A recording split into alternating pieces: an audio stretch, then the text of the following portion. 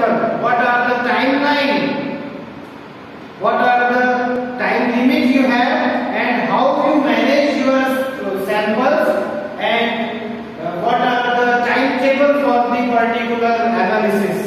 That is the next step. Then processing के बाद क्या है? What is the next step? Yes. Number of samples is included in processing. ठीक है. Then third is materials and methods.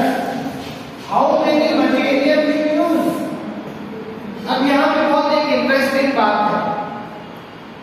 We are not focusing on the materials and we choose the topic. And after some day you ask your head of the department, is that chemical is present in our department?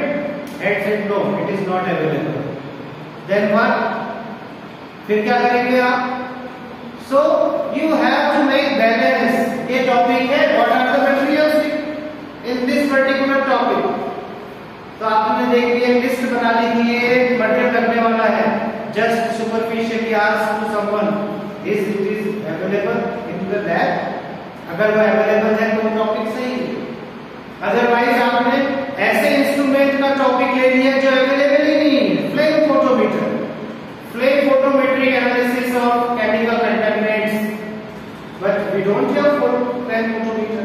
So your topic is related, your material is related with your topics, and you just find out that material is available, easily available or not.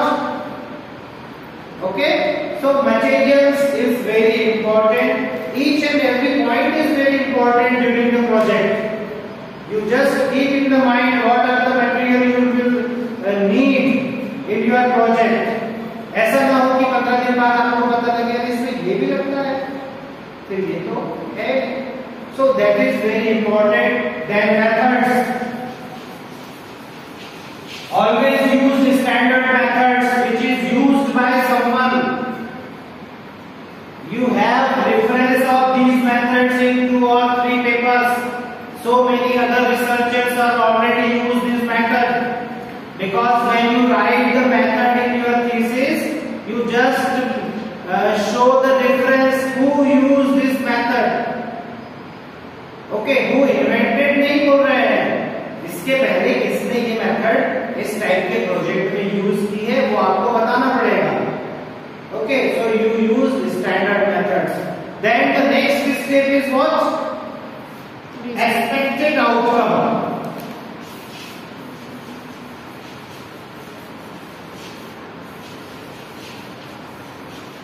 Expected outcome, because you perform the test, you analyze the samples, and you get some results. And what are the expected outcome? What you want? आपने जब इस topic को पढ़ा कि microbiological analysis of poultry dust, तो आपको पता है जब आपने रिव्यू ऑफ लिटरेचर्स देखे, बहुत सारे लिटरेचर्स पढ़े, तब आपको फाइंड आउट, आपको क्लियर हो गया कि इसमें इतने माइक्रो ऑर्गेनिजम्स प्रेजेंट होते हैं.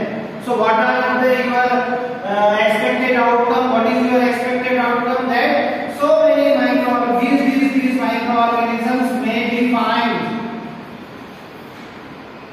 ये माइक्रो ऑर्गेनिजम्स हमारे रिजल्ट्स में मिल सकते हैं. That is the important issue. That is important issue, because whenever you not clear about the expected outcome, you don't reach up to that level. जब तक आपको पता ही नहीं कि मिलने वाला सैंपल कौन सा होगा. It is just like that practical exam of BSc final year. Find out the microorganisms from unknown sample. किया है ऐसा प्रैक्टिकल कि अननोन सैंपल से माइक्रोऑर्गेनिज्म ढूंढ के बताओ, पता ही नहीं उस प्लांट में क्या है. लेकिन आपको ये पता होता है कि इन आवर सिलेबस सार्कोडेटा, यूरोबाई, सिंट्रोबैक्टर, सुडोमोनास, स्टेफिलोकोकस ऑरिस इतने हैं. Understand? You don't find Clostridium. क्यों नहीं ढूंढते Clostridium? Because it is not your syllabus. आपको पता था. So like this you know your expected outcome कि हमको क्या क्या मिलने वाला है और वही आपको मिलेगा या नहीं भी मिल सकता है, but you should write the expected outcome. Then the next and most important step, for that you select your topic, that is significance. If your topic has no significance, there is no value. If your topic has often